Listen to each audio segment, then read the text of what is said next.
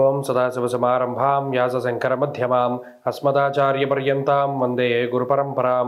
జ్యోతిషశాస్త్రాన్ని భావితరాల వారికి ప్రసాదించిన ఋషుల యొక్క పాదపద్మాలకి నమస్కారం చేసుకుంటూ, అలాగే నాకు ఈ జ్యోతిష విద్యను నేర్పిన గురువర్యులు జ్యోతిష బ్రహ్మ కీర్తిశేషులు శ్రీ ఈరంకి సూర్యనారాయణ మూర్తి గారు, సూర్యశ్రీ దైవజ్ఞ గారి యొక్క పాదపద్మాలకి నమస్కారం చేసుకుంటూ, ఓం శ్రీ మహాగణాధిపతి నమః, శ్రీ గురుభ్యో నమః, హరి ఓం. వీక్షకులందరికీ నమస్కారం. కుంభరాశి వారికి ఈ వారం సానుకూలమైనటువంటి గ్రహస్థితులు గోచరిస్తూ ఉన్నాయి. ప్రత్యేకించి జన్మరాశిలో సంచారం చేసేటువంటి శుక్రుడు, ఇక్కడ కొత్త సంవత్సరం ఆంగ్ల సంవత్సరం ప్రారంభమయ్యే రోజుల్లో జన్మరాశి యందు శుక్రుడు యోగించడం, చంద్రబలం ఉండడం, లాభస్థానమందు రవి బుధులు యోగిస్తూ ఉండడం, రెండవ స్థానమందు రాహు యోగిస్తూ ఉండడం, అలాగే షష్ఠ స్థానమందు కుజుడు యోగిస్తూ ఉండడం ఇత్యాది విషయాలతోటి ఈ సంవత్సరం అత్యంత గొప్పగా ప్రారంభం చేస్తూ ఉన్నటువంటి ఏకైక రాశి కుంభరాశి. వీరు చాలా అట్టహాసంగా, చాలా అద్భుతంగా వీరు ఈ సంవత్సరాన్ని ప్రారంభం చేసుకుంటారు. గత సంవత్సరాలతో పోల్చుకుంటే ఈ సంవత్సరం ప్రారంభమయ్యేటువంటి విధానం చాలా బాగుంటుంది.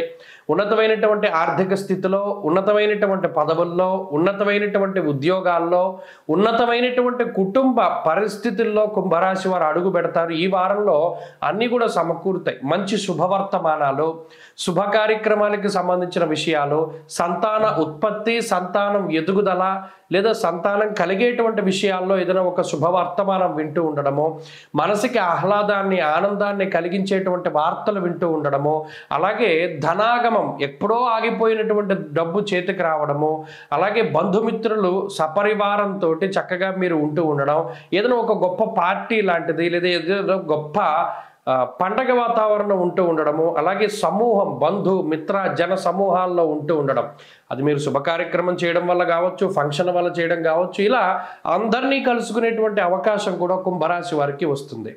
ఇలా అటు మానసికమైనటువంటి ఉత్సాహము, ఆర్థిక పరిపుష్టి, ఆరోగ్య లాభము, సంతాన లాభము, కుటుంబ లాభము ఇత్యాది అంశాలతోటి కుంభరాశి వారు చాలా చక్కగా ఈ వారాన్ని వారు ముందుకు తీసుకెళ్ళగలుగుతారు.